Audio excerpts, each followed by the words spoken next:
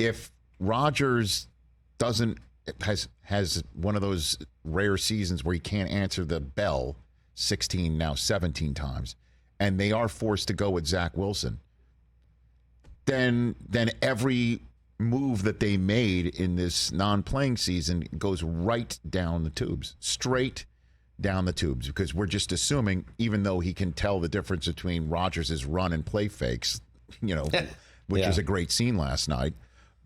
That's it. He's not. They went for Rodgers because they knew choosing him when they did and what happened, he's not ready for this moment. And the rest of the team is, and you could see how the rest of the team is gravitated towards Rodgers like as a sigh of relief, but also a general burst of excitement because they do see the difference and they can tell the difference and they know how good they can be. You're seeing that all play out through the first 2 weeks of Hard Knocks. And it's the truth. That is the truth. So I don't know. Let's see how it plays out, why they would miss the playoffs before you hang it on the coach. Sure. But, if you're Woody Johnson, you're like, I'm sick and tired of getting my ass kicked. Let's go get the quarterback right. If we can go get this guy and we can pay him and my people tell me this is the thing, and then let's do it. To their credit, they did it. Like, they have set it up and they are ready to go. And I do think they do have the coach, as long as he doesn't have those, final 2-minute clock management issues that might befall a third-year coach in the NFL. They are set up for success, Dan. They really are. Here's the magic of Hard Knocks, too. Yeah. That I've seen 2 years of Zach Wilson, and history is instructive, as my late great friend Chris Wessling often said on Around the NFL. Attaboy. Usually, if you kind of stink in your first 2 years, and if you have decent supporting cast around you, as he did last year, it's probably not going to happen. And yet, I watch these first 2 episodes, and I see him complete like a wide open play action goal line touchdown pass, and I'm like, I think Zach Wilson's starting to get it. I think we'll be okay if Aaron has to miss a couple of weeks. But it is, to me, like, of all, the 2 things with this team that really jump out is the offensive line going to be okay?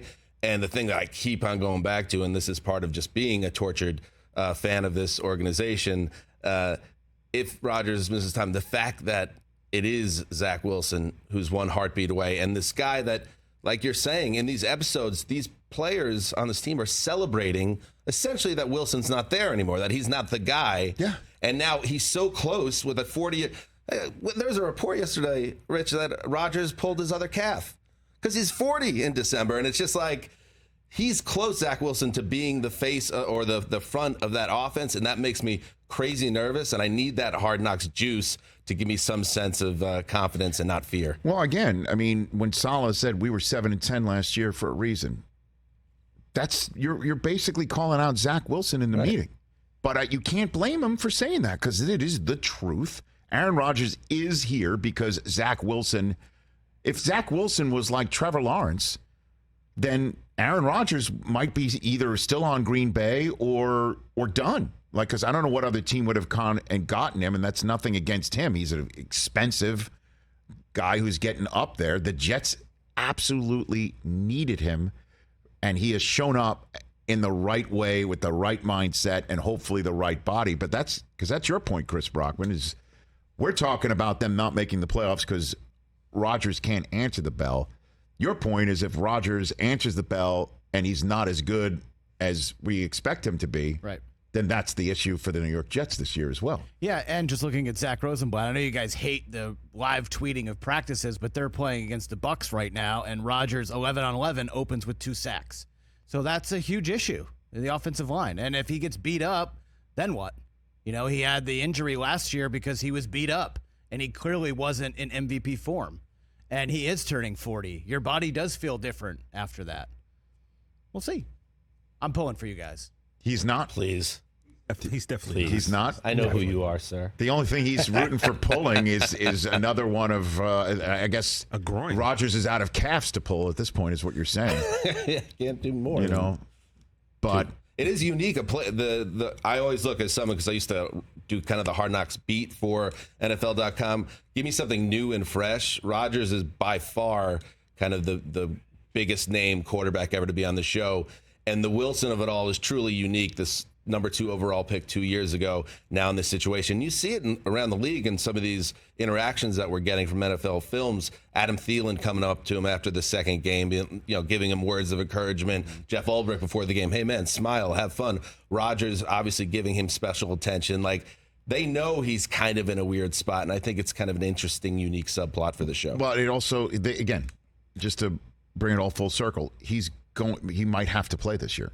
He might have to play this year, and if he does, he's got to be ready to do it because the rest of the Jets are. I mean, they have done exactly what they needed to do for a team that missed, let's call it what it is, missed on the quarterback at second overall a couple of years ago because he was not ready for the moment.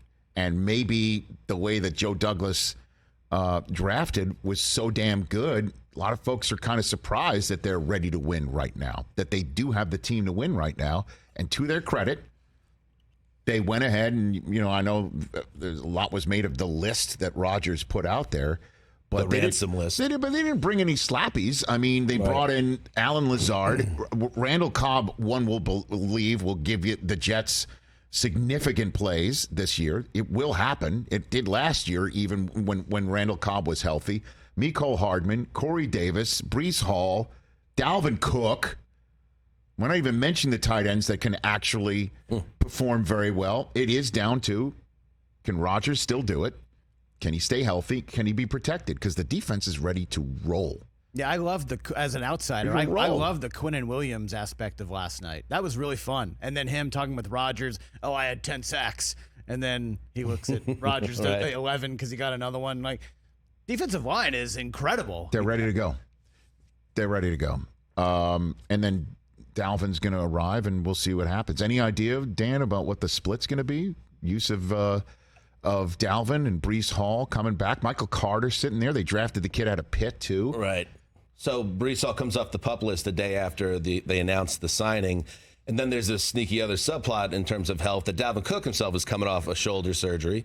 So we'll see when he's able to get in there. It feels like it would be smart, I would think, for something close to a 50-50 split. And then if Hall can regain that juice, I mean, could you flip Dalvin Cook at the deadline? You have some depth at look at you running back. Look at you. The guy's just showing up on a jet right now, and you're already trading him away from the Jets. That's spicy. That's the way to show up. It's a 1-year deal, dude. So Breece Hall comes back, and then Dalvin Cook can be flipped for assets. I kind of like Michael Carter, even though he struggled last year. And I'll just say Breece Hall is that good. And I don't know he is. If Dalvin Cook, is he going to be cool with Breece Hall being the dude? If all of a sudden Hall is once again that guy, I don't know if. 1 year back if you're going to get that Breece Hall, which is why it was another smart move that the organization and Joe Douglas, who, by the way, was the first Turk in the history of Hard Knocks for the Baltimore Ravens in 2001. I wonder if Cooks are going to be okay with this role once Hall's healthy. We shall see. Catch the Rich Eisen Show every single day on the Roku channel, 12 to 3 Eastern, for free.